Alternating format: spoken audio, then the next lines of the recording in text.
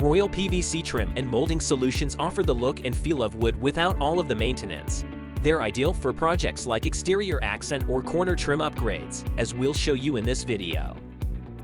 Royal PVC trim and molding products come in a wide variety of profiles, thicknesses, and lengths that make projects like exterior trim boards simple, fast, and beautiful.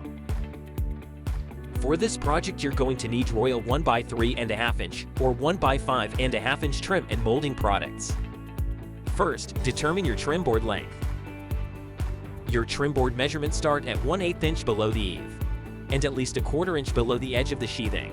Cut your trim board pieces. Next, make an L-shaped corner construction. Apply pipe cement to one edge of the 3.5 inch trim board and butt joint it against the edge of the 5.5 inch trim board. Secure them using 15-gauge finish nails every 16 inches and then countersink each nail when complete. Continue to use the same process with your other corners. Now, add the L-shaped trim corner to your house.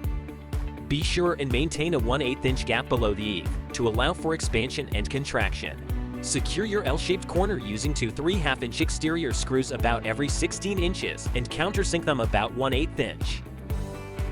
Once all of your corners are secured, you can add your cladding, drip edges, and other trim components per the manufacturer's instructions. After you've completed trimming out all of your corners, fill in the nail holes with DAP all-purpose painter's putty and caulk along the cladding, as directed by the siding manufacturer. Paint your corner trim as desired. And now, your Royal PVC corner trim project is complete.